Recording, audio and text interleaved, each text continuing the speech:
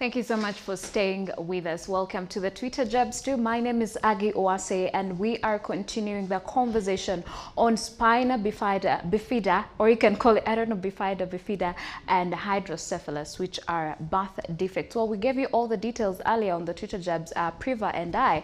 But joining me this morning to actually give us more insight on this day, how it's going to be commemorated when it comes to Uganda, because we mentioned earlier it will be celebrated on the 25th of October 2022, which will be Tuesday next week. So there are some activities ahead of the celebration and so many other things. So yes, to give us more insight is Mr. Isaac Odongo, who is a project manager with Shao, as well as Nakanyiga Catherine Miss, and she is a Spina Bifida champion. Thank you so much for joining us this morning. You're welcome. I hope I got the name right this time around, after struggling a lot. Good morning, sir. Yes, good morning, Age. To start with, what is Spina Bifida and Hydrocephalus? Well, Spina Bifida, good morning, viewers, first of all. I'm glad to reach out to the public today with a message concerning World Spina Bifida and Hydrocephalus Day commemoration that will take place on the 25th of October.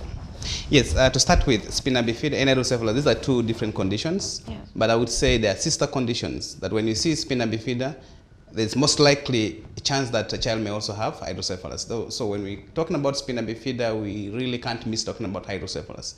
But they are two sister conditions because they also affect the common core functions of the central nervous system, the human. So to start with, Spina Bifida, medical terms, sometimes they're just words that are coined to make meanings of what it has been observed. Literally, Spina Bifida means a defect on the spine. Bifida is a Greek word meaning split. So if one of the spine or more, it is split, or its formation is not complete during the first 21 days of embryology of the central nervous system, that's the development of the central nervous system, which is the brain, and the spinal cord and its coverings and the protective tissues. So the brain and spinal cord and its coverings may swell out of the spinal canal. Because the spine, our backbones are made of number of bones that forms our backbones, and within the backbones there is an opening through which part of the descending part of the brain, that is spinal cord, passes through. And if one of these spines or these backbones did not form normally at the time when these core organs are developing, the first 21 days of pregnancy, it leads to swelling out of the spinal cord and or its meninges, the tissues that protect it. And this is the defect now we are calling Spina Bifida.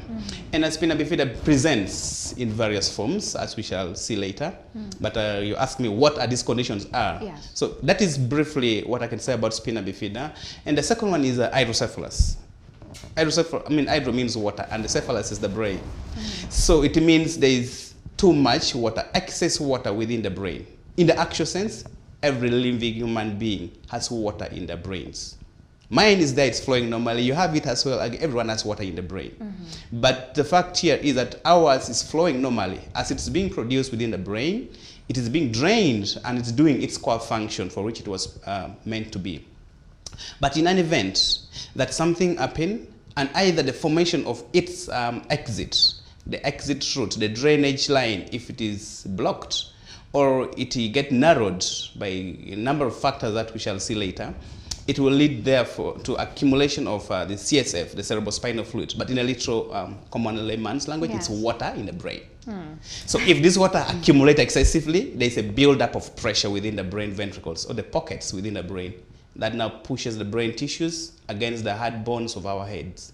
And this now leads to numerous ill health condition and disabilities, as we shall see later. So these two great conditions affect usually young children. But Spina Bifida, to be precise, a child is born with. It's a congenital abnormalities. If a child is born without Spina Bifida, can never get Spina Bifida after birth. But for hydrocephalus, can happen during that formation of the brain and its ventricles and its meninges, a child can be born with water in the brain. Or a child may be born normally, but due to other factors that we shall also see later, a child may acquire infection, and in this case, a child will get what we call acquired hydrocephalus or post-infectious hydrocephalus. Yes. Thank you. So let's talk about what is the mandate of Spina Bifida Association of Uganda. Well, Spina Bifida and Hydrocephalus Association of Uganda, first of all, it's a body, it's an organization that works together with the families, the persons affected, and all the organizations that work with and for the children and the families who had children with Spina Bifida and hydrocephalus. And here it has core mandate in championing awareness raising about the condition, letting people know the truth about the condition, and coordinating the service provision. Yes. Right from the grassroots, from the community to the hospital, to different line ministries. This is not a matter of health only.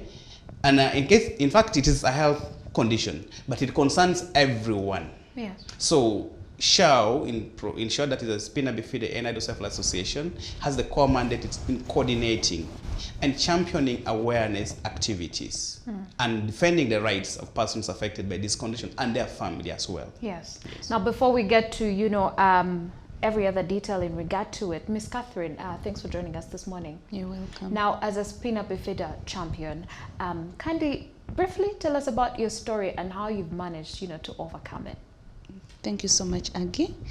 Yeah, as a Spina Bifida champion, born with Spina Bifida, of course, and unfortunately, I wasn't operated because my mom didn't have thorough information about it, and the doctors didn't inform her that a child has this defect.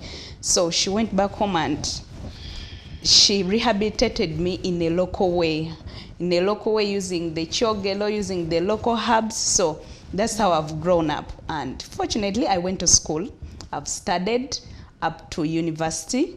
There are very many challenges which I've gone through, most especially the spearheadings, the stigma, all the way from the community, from the school.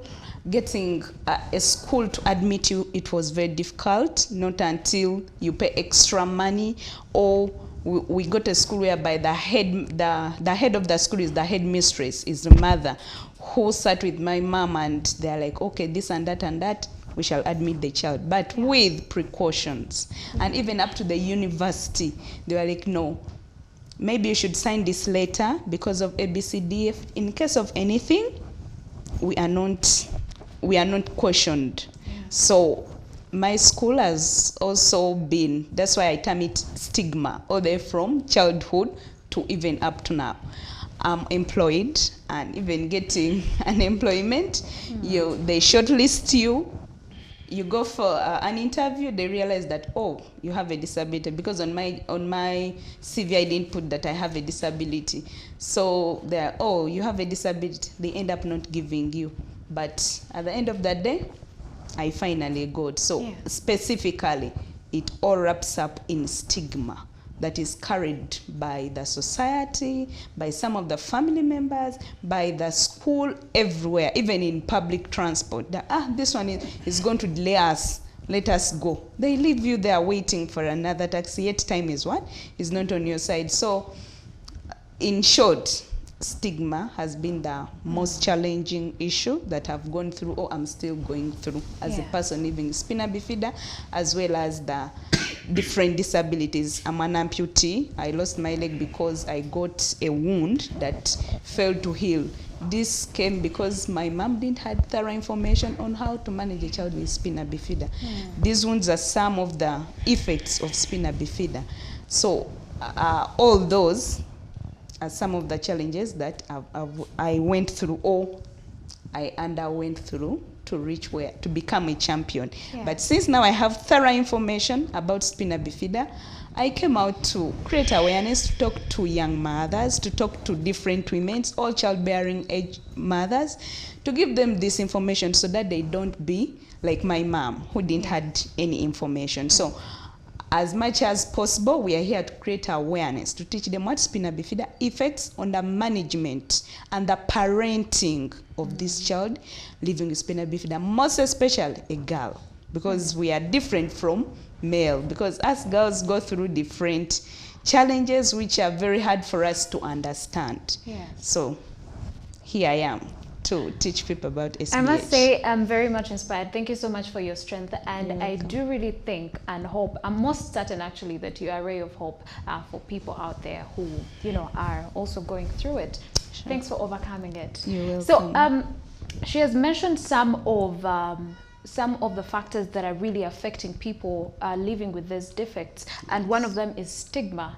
Yes, and the other one is lack of awareness. I would love to tackle that, us to talk about it. But before that, what are some of the causes of this Spina Bifida as well as hydrocephalus, respectively, briefly, and then, you know, we talk about the stigma part. All right. Like I said earlier on, these are mostly congenital abnormalities. Yeah. And that means something did not go well during the time of formation of the baby, especially within the first 21 days when the core organs of the bodies are developing. During that period, we know the research has shown that deficiency or lack of folic acid in the bloodstream of the pregnant mother, it contributes highly to the cause of Spina Bifida. It contributes grossly to the cause of the common birth defects, but more of the, mostly the most common birth defect that we see is Spina Bifida and hydrocephalus. So deficiency of folic acid in the bloodstream of pregnant lady contributes significantly to the cause. There are also other nutritional, environmental factors. For example, in nutrition, preconception obesities. Ladies who are excessively huge beyond their normal body weight, very high, body mass index, they have the risk, and it's been seen that children born with Spina Bifida, mostly their mothers have that preconception obesity condition. And that is attributed to the nutrition. Also related to nutrition are aflatoxins. That is, if the grains are not well stored, those toxins that forms in the grain, and when it is consumed, it has direct side effects in the formation or synthesis of folic acid. Precisely, those are the congenital cases. But for hydrocephalus, as well as congenital conditions, commonly, close to more than half of the children treated in Uganda for for hydrocephalus are post-infectious cases, meaning they were born normal, and then something went wrong. Either the acquired infection, which delayed to be managed, or managed poorly. For example, meningitis that affects the protection, the tissues that protects the brain. If it is inflamed and it's infected and not treated well, because it presents with similar signs and symptoms of malaria. So in the community, people may rush for malaria treatment rather than doing proper investigations. So you find a child later on start developing excessive water within the brain. Premature babies, children who are born preterm before 9 months, they are at a high risk of developing hydrocephalus as a result of certain things that could have gone wrong. Probably, bleeding within the brain that can easily occur among the children who are born prematurely. 2, road accidents or inner accidents that can lead to bleeding within the cranium, bleeding within the brain, can easily cause hydrocephalus. Other causes like brain tumors, which the causes sometimes are unknown, and high fevers that can cause swellings within the brain and thereby narrowing the passage for this water. It is contribute grossly. So that's why I'm saying more than 50% of children treated for hydrocephalus in Uganda as a result of infection or other acquired, it's called acquired hydrocephalus. Yes. Yes, because they get it after delivery. Unfortunately, in the US, none of such has been reported by the National Institute of Health in the US. No case of post-infectious hydrocephalus whatsoever has been reported. So this is a more common condition in developing countries. In the countries where the healthcare system does not meet the minimum standard, where children, child and maternal child health programs are not well articulated, and the community practices as well in developing countries. People who believe in their, African traditional medicine. And yet some of this predisposes our mothers, our sisters, and our young children to a high risk of developing this condition. So that comes back or down to the issue of awareness. So how can we create as much awareness as we can as the Association of Spina Bifida and as well as the Ministry of Health? How can we create more awareness so that people get to know about these defects and So that all the stigma surrounding, because earlier you mentioned that these are normal children. Now, so many people out there do not know that. Yes. So how can awareness be created? Well, like I said earlier on, child champions awareness and child recognizing that this is a cross-cutting issue. It is not a one-man show. Child works with different stakeholders. Most importantly, the Ministry of Health. Through Ministry of Health, we work with different hospitals to create awareness through antenatal clinics and in other community health departments. Working with different ministries, because after surgery, after this child is going back to live in the community, so Ministry of Gender, Labor and Social Development comes into play to address the social well-being of the child, to address the labor issues that my sister Catherine has just shared with you.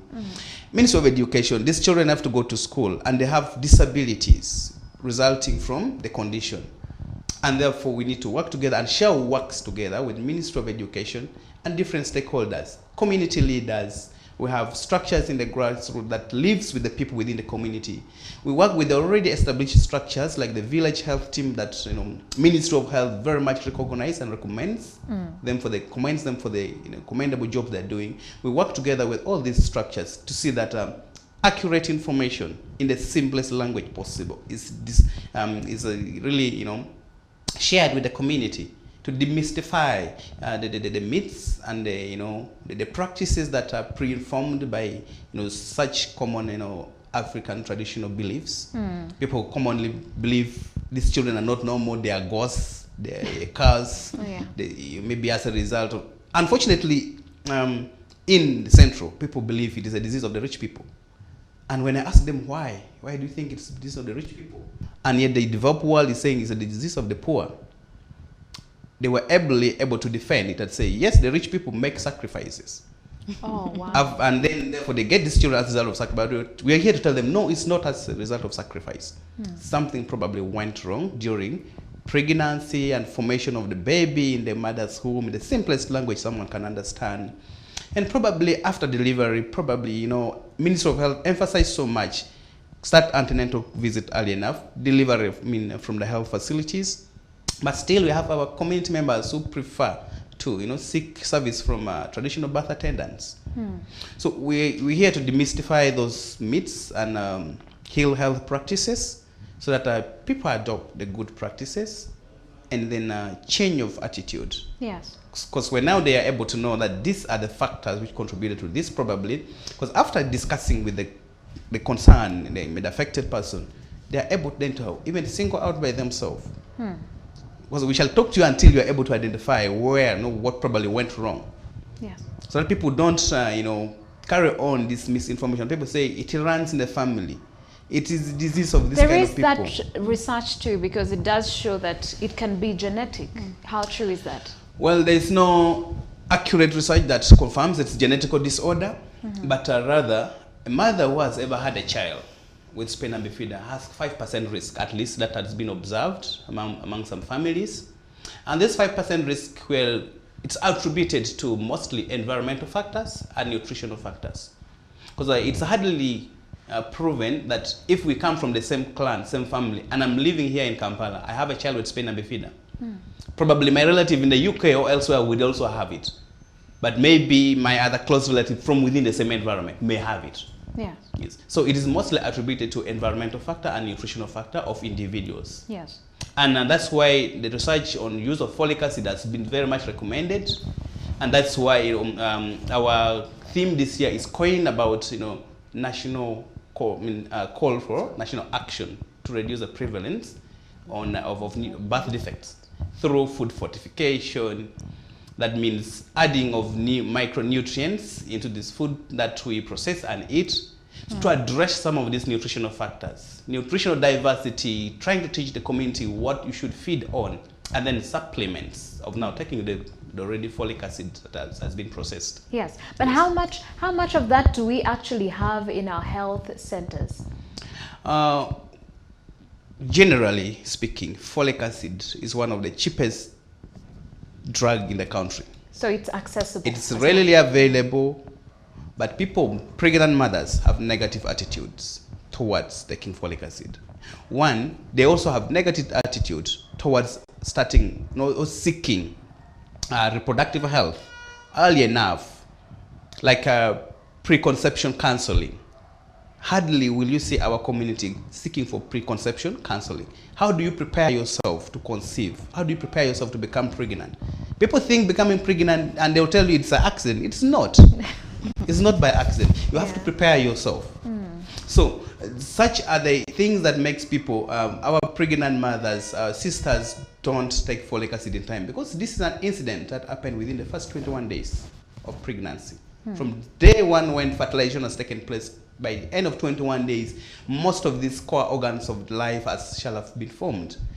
And if you had no enough folic acid in the bloodstream of the mother, something is bound to happen. Unfortunately, our pregnant mothers and sisters seek antenatal visits by end of first trimester or even second trimester. Be 4 months, 5 months pregnant, that's when you get a mother coming. Of which that time, folic acid will not reverse the defect. It will now address other issues, the blood formation and blah, blah, blah, other things, but not now preventing the congenital anomalies. Yes. There are reports that there's a stem being developed to cure or treat Spina Bifida as well as hydrocephalus. What are the facts? Did you say stem cells? No, there's a stem being developed. All right. It's more of a cure. All right, all right, yes. Stem cell therapy is not in the country, and little evidence, so I will not go in that direction. But there are treatment which are available. One, primary treatment which is available and is accessible, though it has some factors that we shall also talk about. It's surgery.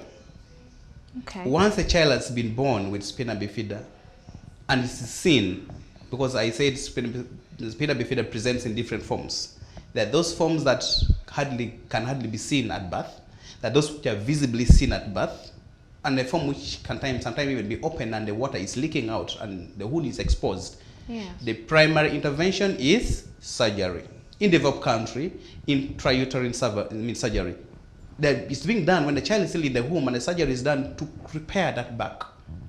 Unfortunately, the surgery will not restore the function, because, like I said, it involves the core, organs of the central nervous system.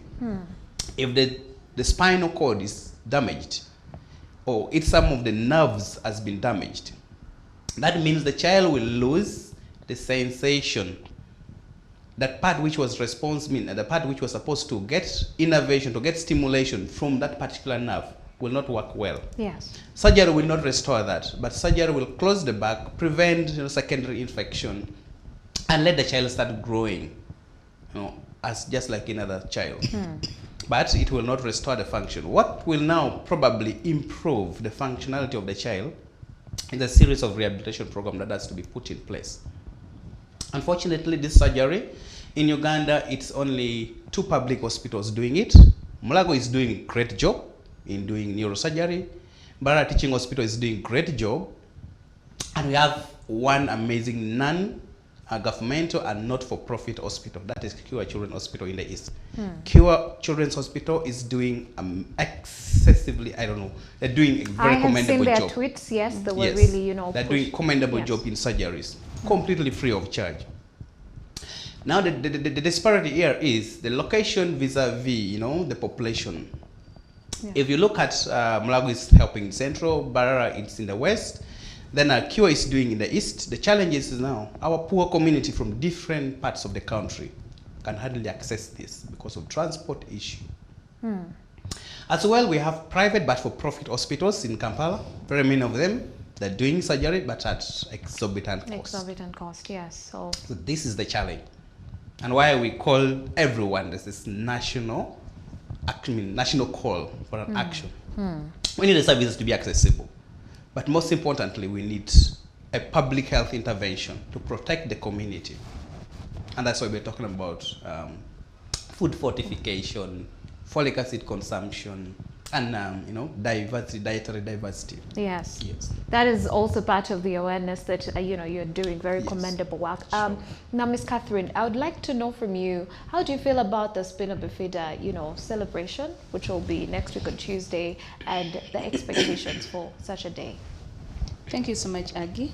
On my side, I feel, yeah, at least in the country or in worldwide, we are recognized because this is one of the disability that people don't have any information about it. When they see you using crutches, they say you have a disability, but they don't know the specific type of disability.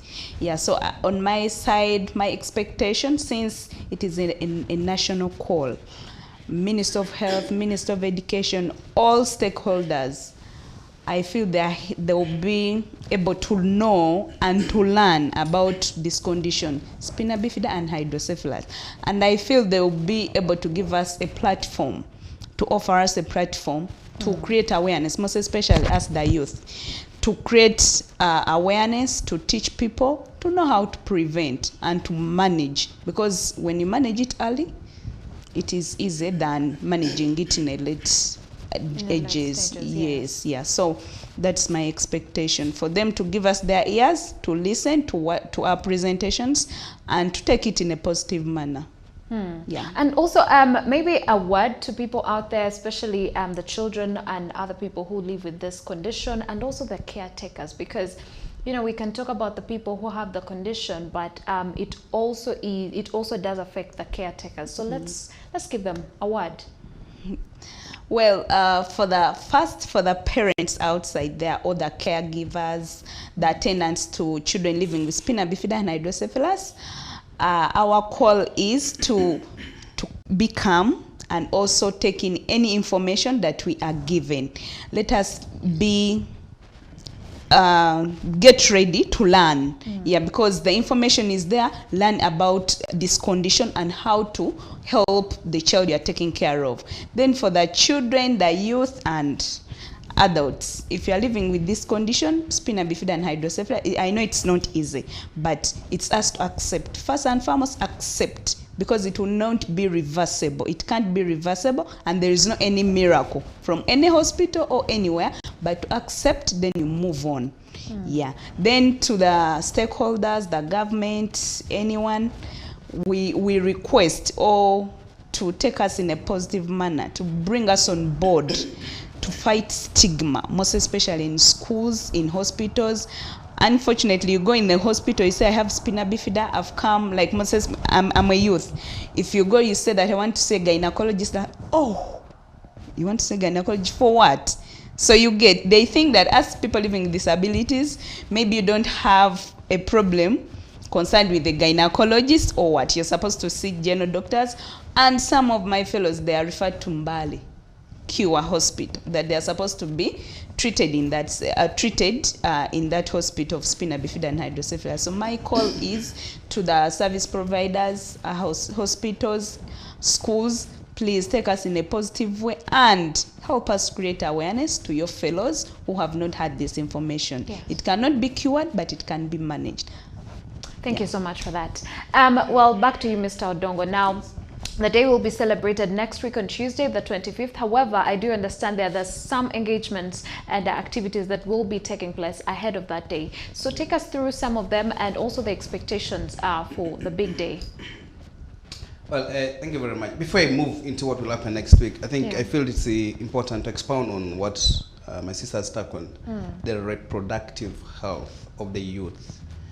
Unlike previously, when there was this still lack of services available in the country, but now at least there's modernization, there's advances in medical, and our youth are transiting from childhood to adolescence to young adults like her. But the reproductive component of it, it's least taken care of. People think they don't reproduce, they think that they don't deserve, but this is a fundamental human right. Conjugal right is a human right. So when someone is seeking for reproductive health services, you don't need to, stigmatize this person. First of all, someone to decide to seek for reproductive health information. Someone to come and ask, like, I want to see a gynecologist. And why would you against that questioning? Someone because of her disability or his disability. You think he doesn't deserve reproductive health?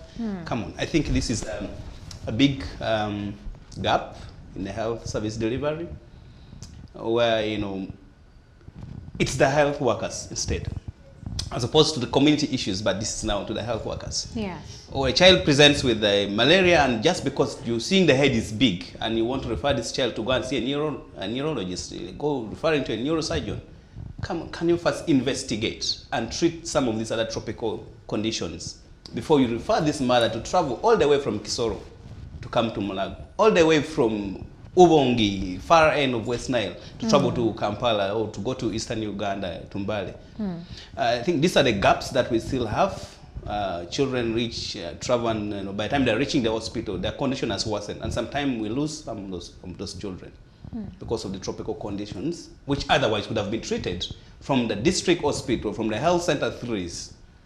Yeah. So that it looks like the awareness is not just to the communities out there, even the health workers Even the health need workers, that awareness yes. as much. Okay. Because generally speaking, these are some of the conditions that are just mentioned as, as cases during some of the course units. But people, during school medical students and some of these other cadres are not taken through into detail. Not until when you've had the opportunity to work with such organization, to work closely with a neurosurgeon, to interest yourself, challenge yourself to seek for information. Yes. It becomes a challenge in medical training as well. So in the interest of time, let's talk Yes. about the D-Day, which is next the week, and D-Day, which is the activities 25th ahead. of October. It's going to be, first of all, it's going to be commemorated at Spring Hotel, Bugolobi. Different stakeholders will take part. But as we talk about the pre-event activities, like I said earlier on, SHAO doesn't work alone. We call everyone to work with us. And this time around, there's a lot of media activities which is going on, because through media, that's when we can reach a wider audience. Yes. And different media houses are involved, the prints, the TV stations, the radio stations are doing an amazing job in supporting our, call, which is noble cause, for the noble cause. We're reaching out to different communities through community awareness activities. Our youths are traversing the communities, raising awareness, giving live testimonies, not just for people can, view us on a television like this, but in the community and dealing and interacting with the community directly. So these are the activities which is ongoing, and preparation is moving on well. Invitation letters have been sent to the people that we feel, the different stakeholders, the civil society organizations that we feel like working with them will really create a huge impact in the shortest time to come. So, and we have received good responses by people who are passionate about this, people who feel touched and they want to make a contribution to create a change. Yeah. So, and the day... Expectations. Events by the children themselves, because people believe that these children do not have abilities. People think maybe this, when we move with a youth like this, so it's a one-off case. Presentation from children across the country will be made, and people need to really see and interact with these children. Yes. We need to hear from different ministries, their commitments to the public. We need to hear what are the advances, which has already, things that we can't exhaust in this short talk show. Yes, absolutely. It will take place. So we invite media houses to be there so that we can reach the wider audience because not everyone can be there. 2, please take it up as an open invitation. Be there, witness for yourself, get the information, get the message, and be a good, a Samaritan to go and help the neighbor. Absolutely. Yes. Well, thank you so much for joining us this morning. Welcome. Thank you, Ms. Catherine, for coming through.